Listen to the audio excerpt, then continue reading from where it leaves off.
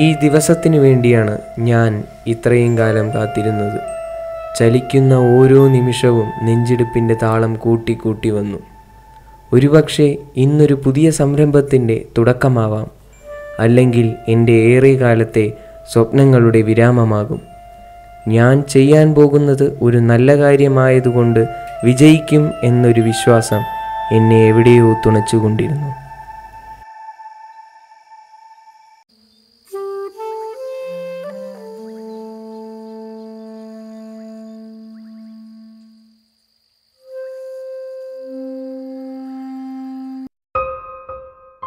നീ ഇന്ന് ഹോംവർക്ക് ചെയ്തോ മായ? അയ്യോ, ഞാനിന്ന് ഹോംവർക്ക് ചെയ്തില്ലല്ലോ. അയ്യോ, ഇന്നാ ടീച്ചർ വരാതിരുന്നാ മതിയായിരുന്നു. ദൈവമേ, ഇന്നാ ടീച്ചർ വരല്ലേ. അതൊക്കെ വിട്, നമുക്കിപ്പോ കളിക്കാം. വാ. ആ ആ അയ്യോ,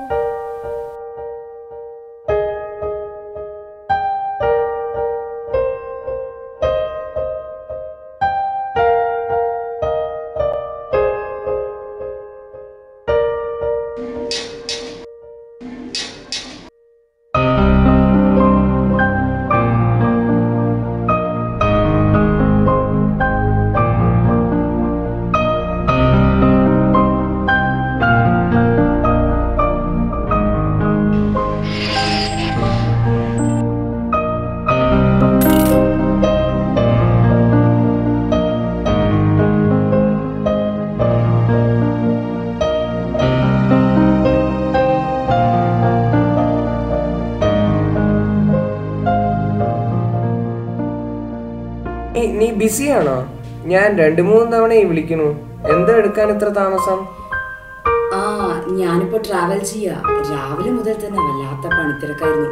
ഇപ്പൊ മന്ത്രിയായിട്ടൊരു സ്പെഷ്യൽ പ്രോഗ്രാം ഉണ്ട്. അതിന്റെ ഫുൾ കവറേജ് എന്റെ തലയില. അതിനു വേണ്ടി പോയിക്കൊണ്ടിരിക്കുക. എന്തു പറ്റി mister Vikas Krishna, Monday morning തന്നെ അപ്സെറ്റ് ആവാൻ?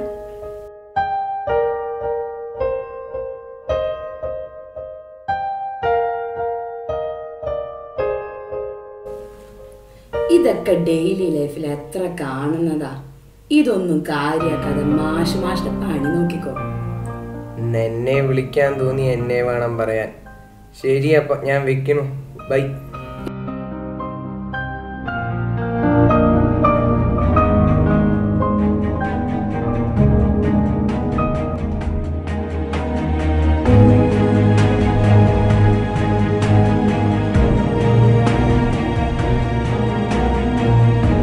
ചെയ്യുന്നത് മറ്റുള്ളവർക്ക് ഒരു വലിയ സഹായമാണെങ്കിൽ അത് നമ്മുടെ മനസ്സിന് ശരിയെന്ന് തോന്നിയാൽ വേറൊരു ശക്തിക്കും അത് തടുക്കുവാനാകില്ല.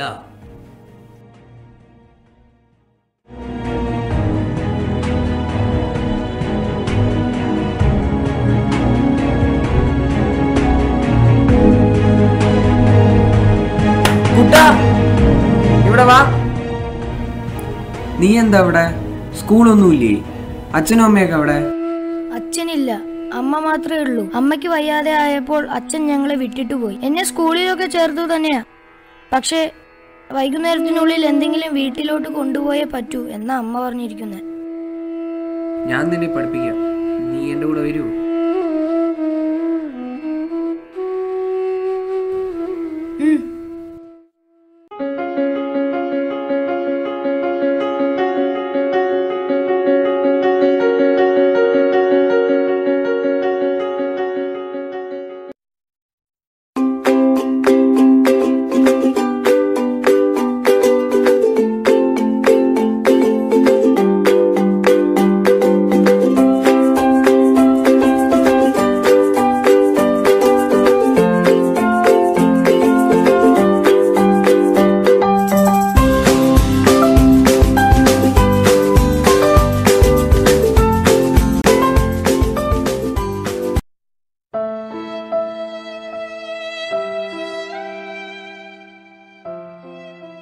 ഏറെ പ്രതീക്ഷകളുടെ കൂടെ തന്നെയാണ് ഞാൻ ഗവൺമെൻറ് ഓഫീസിലേക്ക് ചെന്നത്.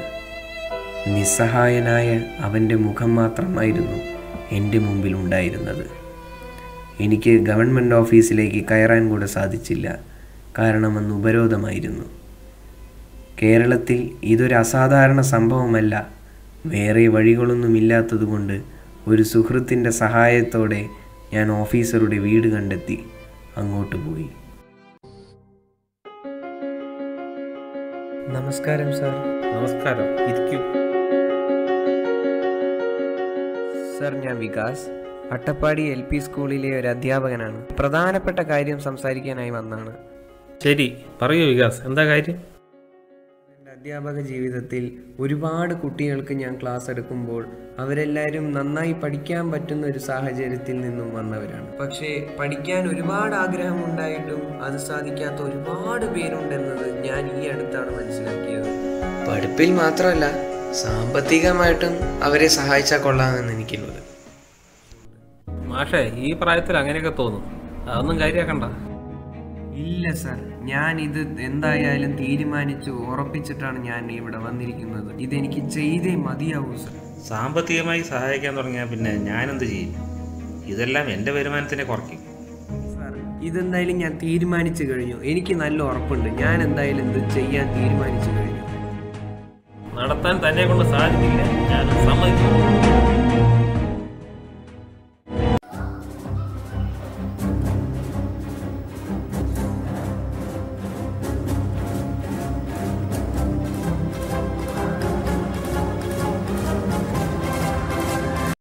നിന്റെ കാര്യങ്ങളൊക്കെ എന്തായി? ഓ, എന്താവാൻ, വലിയ ഇമ്പ്രൂവ്മെൻ്റ് ഒന്നുമില്ല. പലരും ഫണ്ട് തരാനോ ഒന്നും തയ്യാറില്ല. ഇന്നത്തെ പത്രത്തിൽ ഒരു ആർട്ടിക്കിൾ ഞാൻ വായിച്ചു. അപ്പോഴാണ് എനിക്ക് നിന്റെ കാര്യം ഓർമ്മ വന്നത്. അദ്ദേഹം വിചാരിച്ചാൽ നിന്റെ കാര്യമൊക്കെ ഈസിയായി നടക്കും തോന്നുന്നു. നിന്റെ കാര്യങ്ങൾ അദ്ദേഹത്തിനെ കണ്ടൊന്ന് പറഞ്ഞ് ബോധിപ്പിച്ചു നോക്ക്. എനിക്ക് തോന്നുന്നു അയാൾ തീർച്ചയായും സഹായിക്കുന്നു. ആരാ കക്ഷി? ഡോക്ടർ രാകേഷ് വർമ്മ.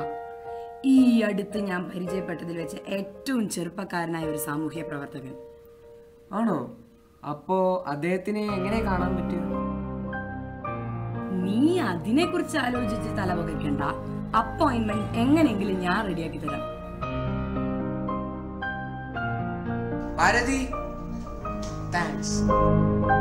താങ്ക്സോ? നിനക്ക് എന്നെ കൊണ്ട് ഇതെങ്കിലും പറ്റില്ലെങ്കിൽ പിന്നെ എന്തിനാണ് ആ ജേർണലിസ്റ്റ് എന്ന് പറഞ്ഞ് ഞാൻ നടക്കണം?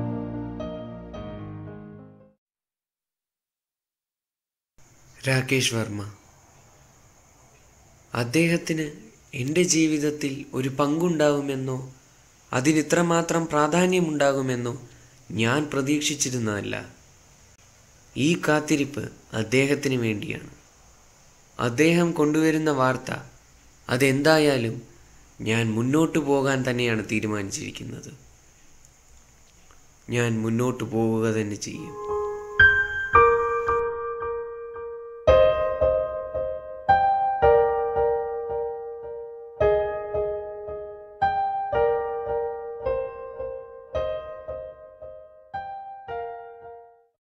നിനക്ക് തന്നെ അറിയാം, നീ ചെയ്യാൻ തുടക്കമിട്ടത് അത്ര പെട്ടെന്ന് തുടങ്ങാനോ തീർക്കാനോ പറ്റുന്ന കാര്യമല്ല എന്നത്.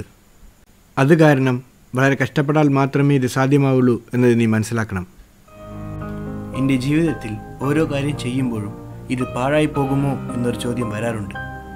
ഇവിടെ അത് വന്നപ്പോഴും എനിക്ക് നിന്നിൽ വിശ്വാസമുണ്ടായിരുന്നു. അതുകൊണ്ടാണ് ഞാൻ ഇതിലേക്ക് ഇറങ്ങിത്തിരിച്ചത്. അതൊരിക്കലും തെറ്റില്ല എന്ന ഉറപ്പും എനിക്കുണ്ട്.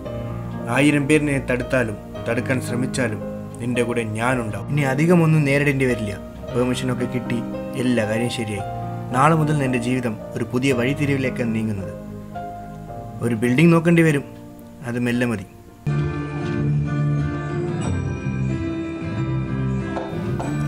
ഓരോ പ്രശ്നങ്ങളെ നേരിടുമ്പോഴും ഇതേ വിശ്വാസമാണ് എന്നെ രക്ഷിച്ചിരുന്നത്.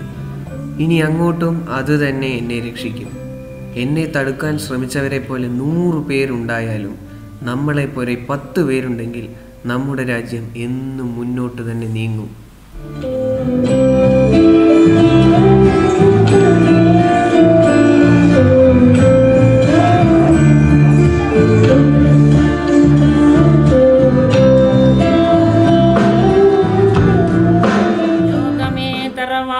തനിക്ക് പുൽക്കളും പുഴുക്കളും കൂടിത്തൻ കുടുംബക്കാർ ത്യാഗമെന്നത്തെ നേട്ടം താഴ്മതാനുന്നതി യോഗവിത്തേവം ജയിക്കുന്നതെന്നു ഗുരുനാഥൻ.